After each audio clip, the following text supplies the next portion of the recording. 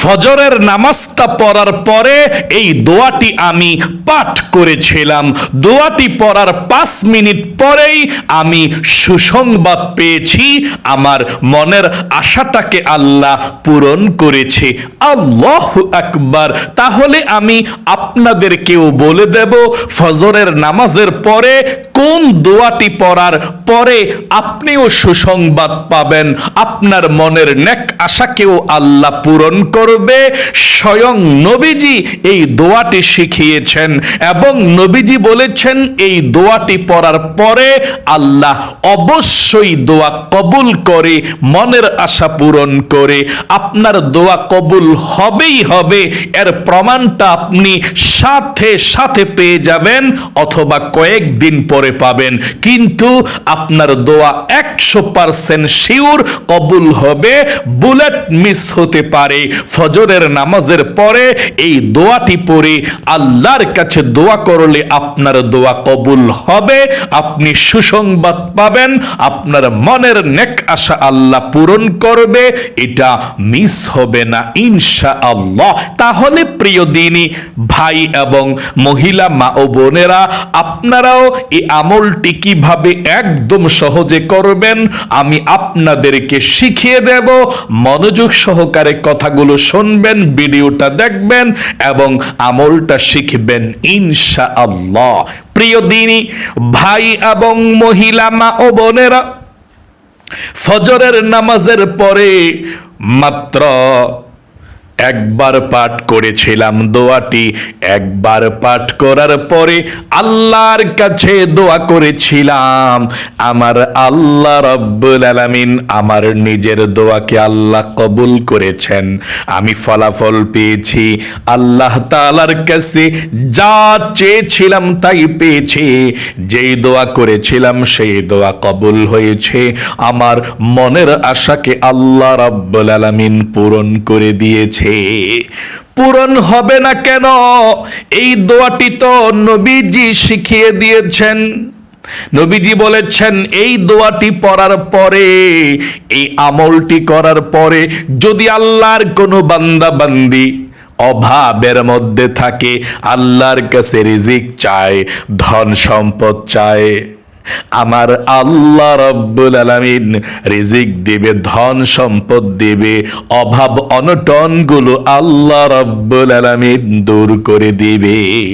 নবীজি বলেছেন যদি কোনো ব্যক্তি আল্লাহর কাছে মনের নেক আশা পূরণের জন্য দোয়া করে, এই আমলটি করে আল্লাহ মনের নেক আশাগুলোকে পূরণ করবে।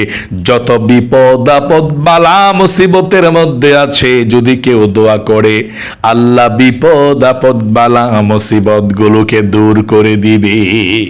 এই আমলটি আপনি ফজরের নামাজের পরে করবেন ইনশাআল্লাহ। কিভাবে করবেন আমলটি আপনাদেরকে বলে দিচ্ছি, মনোযোগ সহকারে শুনবেন।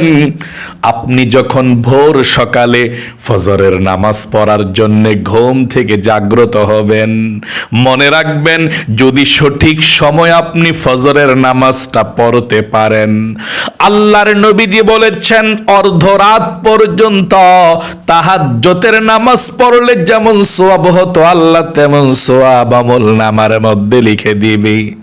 আবার এশার নামাজ পড়লে আরো অর্ধরাত্র, অর্থাৎ এশার নামাজ এবং ফজরের নামাজটা যদি আপনি সঠিক সময় আদায় করতে পারেন, সারা রাত তাহাজ্জুদের নামাজ পড়লে যেমন সওয়াব হতো, আমার আল্লাহ রাব্বুল আলামিন তেমন সওয়াব আপনাদের আমল নামার মধ্যে লিখে দিবে। আপনি ভাগ্যবান হয়ে যাবেন। 5 ওয়াক্ত নামাজের মধ্যে সবচেয়ে শ্রেষ্ঠ নামাজ হচ্ছে ফজরের নামাজ। সবচেয়ে কঠিন ফজরের নামাজ, মানে ঘুম থেকে জাগ্রত হতে হয়, আরামের ঘুমকে হারাম করে, নরম বিছানাকে বর্জন করে, শক্ত মাটির আসনকে গ্রহণ করে, অর্থাৎ ল্যাপতোষককে ছেড়ে দিয়ে, নরম বিছানাকে ছেড়ে দিয়ে শক্ত মাটির মধ্যে অথবা পাকার মধ্যে অথবা অনেকে টাইলসের মধ্যে, মসজিদের মধ্যে বসে বসে ফজরের নামাজ পড়তে হয়, আমল করতে হয়। আল্লাহ রাব্বুল আলামিন বড় খুশি হয়ে যায় ফজরের নামাজটা পড়লে। এবং নবীজি বলেছেন যে ব্যক্তি ফজরের নামাজ পড়বে সারা দিনের দায়িত্ব আল্লাহ তার নিয়ে নিবে। বিপদ আপদ বালা মুসিবত থেকে আল্লাহ রাব্বুল আলামিন তাকে হেফাজত করবে, তার রিজিকের দরজাকে আল্লাহ রাব্বুল আলামিন খুলে দিবে। এই জন্য আপনি ফজরের নামাজটা পড়ার জন্য সঠিক সময়ে ঘুম থেকে উঠবেন আজানের পর পর। যখনই ঘুম থেকে উঠবেন একটি দোয়া পাঠ করবেন। ঘুম থেকে ওঠার পর এই দোয়াটা পাঠ করতে হয়, তাহলে নবীজির সুন্নত আদায় হবে, আপনার সওয়াব হবে। দোয়াটা পড়লে আল্লাহ খুশি হয়ে যাবে। কোন দোয়াটা? ঘুম থেকে উঠে পাঠ করতে হয়। আমার সঙ্গে একটিবার পড়ুন, আলহামদুলিল্লাহিল্লাযী আহইয়ানা বা'দামা আমাতানা ওয়া ইলাইহিন নুশুর। আমি আপনাদেরকে আমলটার কথাটা বলে দেব, ঘুম থেকে কিভাবে উঠবেন, আপনার নামাজটা সুন্দর হবে, আপনার গুনাহগুলো ক্ষমা হবে, আল্লাহ খুশি হবে, সেটা বলে দিচ্ছি। ঘুম থেকে যখন উঠবেন এই দোয়াটা পড়বেন। অনেকে বলতে পারেন হুজুর আমি তো দোয়াটা পারি না, তাহলে ঘুম থেকে উঠে শুধুমাত্র এটাই বলবেন, আলহামদুলিল্লাহ। মানে আপনি আল্লাহর শুকরিয়া আদায় করবেন ঘুম থেকে যখনই উঠবেন। আল্লাহর শুকরিয়া আদায় করার পর আলহামদুলিল্লাহ বলার পর ফজরের নামাজ পড়ার জন্য আপনি ভালোভাবে ওযু করবেন। আল্লাহর নবীজি বলেছেন ওযু করার মাধ্যমেও কিন্তু আপনার গুনাহগুলো ক্ষমা করে দিবে আল্লাহ। ওযু করার মাধ্যমেও কিন্তু আপনার চেহারাটা কাল কিয়ামতের ময়দানে পূর্ণিমার চাঁদের মতো হয়ে যাবে, যদি আপনি ভালোভাবে নবীজির শেখানো সুন্নত তরিকায় ওযু করতে পারেন। এক নাম্বার যেই পুরস্কার, দুইটি পুরস্কারের মধ্যে আল্লাহ আপনার অজুর পানির সঙ্গে গুনাহগুলো ঝরিয়ে দিবে, মাফ করে দিবে। দুই নাম্বার যেই পুরস্কার, আপনার চেহারাটা পূর্ণিমার চাঁদের মতো আল্লাহ রাব্বুল আলামিন করে দিবে কাল কিয়ামতের ময়দানে। এই জন্য আপনি অজুটা ভালোভাবে করবেন ঘুম থেকে ওঠার পর। আল্লাহর নবীজি বলেছেন অজু করার প্রথমে যদি কোনো ব্যক্তি বিসমিল্লাহ পাঠ না করে তার অজুটা পরিপূর্ণ হয় না। এই জন্য আপনি ফজরের নামাজ পড়ার জন্য যখন ঘুম থেকে উঠবেন তখনই আপনি ভালোভাবে অজু করবেন। অজুর শুরুতে পাঠ করবেন বিসমিল্লাহির রহমানির রহিম। আশা করি সুন্দর করে আপনি পাঠ করতে পেরেছেন।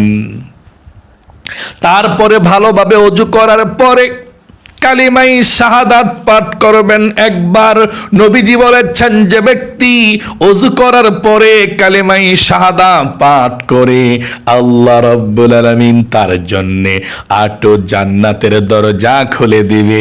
সে ব্যক্তি যে কোনো জান্নাতের যে কোনো দরজা দিয়ে যেই কোনো জান্নাতের মধ্যে প্রবেশ করতে পারবে। সকলে বলি সুবহানাল্লাহ।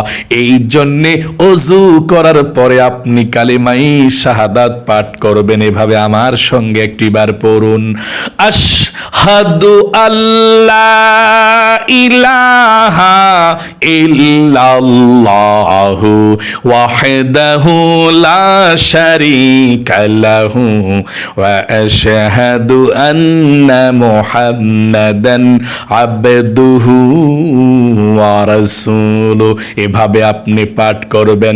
তারপরে ফজরের নামাজের 2 রাকাত সুন্নত নামাজ পড়বেন। তারপরে ফজরের নামাজের 2 রাকাত ফরজ নামাজ পড়বেন। ফজরের নামাজের সুন্নত এবং ফরজ নামাজটা পড়ার পরে যত জিকির আজকার আছে সব জিকির আজকার গুলো করবেন। আপনার যখন সব দোয়া কালামগুলো জিকির আজকারগুলো শেষ হয়ে যাবে, যখনই মুনাজাত করবেন তখনই এই দোয়াটি পাঠ করবেন। আমার সঙ্গে সঙ্গে দোয়াগুলো পড়ুন। এই দোয়াগুলো আপনি পাঠ করবেন। মুনাজাত করার আগে 1 নম্বরে সর্বপ্রথম আপনি 11 বার ইস্তিগফারের ছোট দোয়াটি আপনি পাঠ করবেন। ইস্তিগফারের ছোট দোয়াটি পাঠ করবেন 11 বার। স্বয়ং আল্লাহ রাব্বুল আলামিন বলেছেন, ইস্তিগফারের এই দোয়াটি যদি আপনি পাঠ করতে পারেন 5টি পুরস্কার আল্লাহ আপনাকে দিবে। 1 নাম্বার, জীবনের সমস্ত গুনাহগুলো আল্লাহ ক্ষমা করে দিবে আপনাকে। 2 নাম্বার, আপনার অভাব অনটনগুলোকে আল্লাহ রাব্বুল আলামিন দূর করে দিবে, রিজিক দিবে, ধন সম্পদ দিবে। 3 নাম্বার, আপনার যদি সন্তান না থাকে আল্লাহ নেক সন্তান দিবে, সন্তান যদি থাকে আল্লাহ তাদেরকে ভালো বানাবে, নেককার বানাবে। 4 নাম্বার, আল্লাহ আপনাকে জান্নাতের মধ্যে প্রবেশ করাবে। 5 নাম্বার, জান্নাতের নহর থেকে আল্লাহ রাব্বুল আলামিন আপনাকে শরবত পান করাবে। তাহলে আপনি ইস্তিগফারের দোয়াটি 11 বার পাঠ করবেন। এভাবে আমার সঙ্গে পড়ুন, আস্তাগফিরুল্লাহ ওয়া আতুবু ইলাইহি, আস্তাগফিরুল্লাহ ওয়া আতুবু ইলাইহি। তাহলে 1 নম্বরে আপনি 11 বার প্রথমে ইস্তিগফারের দোয়াটি পাঠ করবেন, আস্তাগফিরুল্লাহ ওয়া আতুবু ইলাইহি, আস্তাগফিরুল্লাহ ওয়া আতুবু ইলাইহি। 2 নম্বরে নবীজির প্রেম ভালোবাসা মনের মধ্যে নিয়ে 11 বার দরুদ শরীফ পাঠ করবেন। আপনি যে কোনো দরুদ শরীফ পাঠ করতে পারেন। আল্লাহর নবীজি বলেছেন, আপনি যদি 11 বার দরুদ শরীফ পাঠ করতে পারেন, আল্লাহ রাব্বুল আলামিন আপনার উপরে সাথে সাথে 110টা রহমত নাজিল করবে। 110টা গুনাহকে আল্লাহ ক্ষমা করে দিবে। 110টা নেকি আল্লাহ আপনার আমল নামার মধ্যে লিখে দিবে। এবং একজন ফেরেশতা আপনার দুরুদের হাদিয়াটা নিয়ে নবীজির রওজা পাকে পৌঁছে যাবে। নবীজি আপনার দুরুদের হাদিয়াটা পেয়ে খুশি হয়ে যাবে এবং আল্লাহর কাছে নবীজি আপনার জন্য দোয়া করে দিবে। আল্লাহু আকবার। এই জন্য নবীজির প্রেম ভালোবাসা মনের মধ্যে নিয়ে 11 বার এই দুরূদ শরীফটি পাঠ করবেন। আমার সঙ্গে পড়ুন, সাল্লাল্লাহু আলাইহি ওয়াসাল্লাম, সাল্লাল্লাহু আলাইহি ওয়াসাল্লাম। আবারও পড়ুন সহি শুদ্ধভাবে, সাল্লাল্লাহু আলাইহি ওয়াসাল্লাম, সাল্লাল্লাহু আলাইহি ওয়াসাল্লাম। এভাবে আপনি 11 বার দুরূদ শরীফ 2 নম্বরে পাঠ করবেন। 3 নম্বরে আপনি 11 বার এই ছোট আল্লাহর নামটি পাঠ করবেন। 11 বার আমার সঙ্গে আল্লাহর নামটি পাঠ করুন, ইয়া হাইয়ু ইয়া কাইয়ুম। পড়ুন সহি শুদ্ধভাবে, ইয়া হাইয়ু ইয়া কাইয়ুম, ইয়া হাইয়ু ইয়া কাইয়ুম। হাইয়ু বলতে হবে বড় হাইটা। আবার বলুন, ইয়া হাইয়ু ইয়া কাইয়ুম, ইয়া হাইয়ু ইয়া কাইয়ুম, ইয়া হাইয়ু ইয়া কাইয়ুম। এভাবে আপনি 11 বার পাঠ করবেন। আবারও বলুন, ইয়া হাইয়ু ইয়া কাইয়ুম, ইয়া হাইয়ু ইয়া কাইয়ুম। 4 নম্বরে আপনি 11 বার পাঠ করবেন, ইয়া যাল জালালি ওয়াল ইকরাম, ইয়া যাল জালালি ওয়াল ইকরাম, ইয়া যাল জালালি ওয়াল ইকরাম। 5 নম্বরে আপনি আবারও 11 বার প্রথমের মতো দুরূদ শরীফ পাঠ করবেন, সাল্লাল্লাহু আলাইহি ওয়াসাল্লাম, সাল্লাল্লাহু আলাইহি ওয়াসাল্লাম। তারপরে আপনি আল্লাহর কাছে মুনাজাত করে দোয়া করবেন। এভাবে আল্লাহুম্মা আমিন বলে মুনাজাত করবেন। মুনাজাত ধরেও আপনি 3 বার বলবেন ইয়া যাল জালালি ওয়াল ইকরাম, ইয়া যাল জালালি ওয়াল ইকরাম, ইয়া যাল জালালি ওয়াল ইকরাম। আবার 3 বার ওই নামটা পাঠ করবেন, ইয়া হাইয়ু ইয়া কাইয়ুম, ইয়া হাইয়ু ইয়া কাইয়ুম, ইয়া হাইয়ু ইয়া কাইয়ুম। তারপরে আপনি আল্লাহর কাছে জীবনের সমস্ত গুনাহগুলো ক্ষমা চাইবেন, মাপ চাইবেন। তারপর নবীজির জন্য দোয়া করবেন যে আল্লাহ যা কিছু আমল করেছি নবীজির রওজা পাকে পৌঁছায়া দাও। তারপর আপনার আত্মীয় স্বজনদের জন্য দোয়া করবেন। তারপরে আল্লাহর কাছে বলবেন কোন সমস্যার মধ্যে আছেন। আপনি যদি অভাব অনটনের মধ্যে থাকেন আল্লাহর কাছে এভাবে বলবেন, আল্লাহ আমি বড় অভাব অনটনের মধ্যে আছি, কষ্ট পাচ্ছি, টাকা পয়সা নাই। ইয়া হাইয়ু ইয়া কাইয়ুম নামের উসিলায় আমার অভাব অনটন গুলোকে দূর করে দাও। কি বলছি? আপনি বলবেন আল্লাহ আমি অভাব অনটনের মধ্যে আছি, টাকা পয়সার জন্য কষ্ট পাচ্ছি, রিজিকে বরকত নাই, উন্নতি নাই। ও আল্লাহ ইয়া হাইয়ু ইয়া কাইয়ুম নামের উসিলায় আমার অভাবকে দূর করে দাও। আমাকে তুমি রিজিক দাও, ধন সম্পদ দাও, আমাকে তুমি ধনী বানাও। আল্লাহর কাছে এই নামের উসিলা দিয়ে বলবেন। তারপর আপনার যদি মনের মধ্যে দুশ্চিন্তা পেরেশানি থাকে আল্লাহকে বলবেন, আল্লাহ দুশ্চিন্তা পেরেশানির মধ্যে আছি, ইয়া হাইয়ু ইয়া কাইয়ুম নামের উসিলায় আমার দুশ্চিন্তা পেরেশানি গুলোকে দূর করে দাও। আপনার যদি মনের আশা পূরণ হয় না আল্লাহর কাছে বলবেন, আল্লাহ আমার মনের আশা তো পূরণ হয় না, ও আল্লাহ আমার অমুক মনের নেক আশাটা তুমি ইয়া হাইয়ু ইয়া কাইয়ুম নামের উসিলায় পূরণ করে দাও। এভাবে আপনি আল্লাহর কাছে দোয়া করবেন, ইয়া হাইয়ু ইয়া কাইয়ুম নামের উসিলা দিয়ে দোয়া করবেন আল্লাহর কাছে। ইনশাআল্লাহ দোয়া করতে দেরি, আপনার দোয়া কবুল হতে দেরি হবে না। ইনশাআল্লাহ আপনিও সুসংবাদ পাবেন, আপনার মনের নেক আশা কেউ আল্লাহ রাব্বুল আলামিন পূরণ করে দিবে। আশা করি একদম এই সহজ আমলটা আপনারা শিখতে পেরেছেন, বুঝতে পেরেছেন।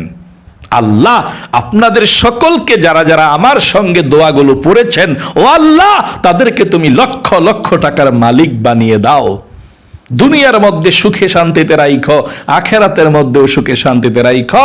সকলে কমেন্ট বক্সের মধ্যে আমিন লিখে দোয়াতে অংশগ্রহণ করবেন এবং ভিডিওতে একটি লাইক দিবেন। যারা কমেন্ট বক্সের মধ্যে আমিন লিখে দোয়াতে অংশগ্রহণ করেছেন, ও আল্লাহ তাদেরকে তুমি ভালো রাইখো, সুস্থ রাইখো, জীবনে একবার হইলেও মক্কা মদিনায় যাওয়ার মতো সুযোগ করে দিও। আমিন। আজ এ পর্যন্তই, আবারও অন্য কোনো ভিডিওতে দেখা হবে ইনশাআল্লাহ। সেই পর্যন্ত আপনাদের সকলের সুস্বাস্থ্য আল্লাহর কাছে কামনা করে আজ এখানে বিদায় নিচ্ছে। আসসালামু আলাইকুম ওয়া রাহমাতুল্লাহি ওয়া বারাকাতুহু।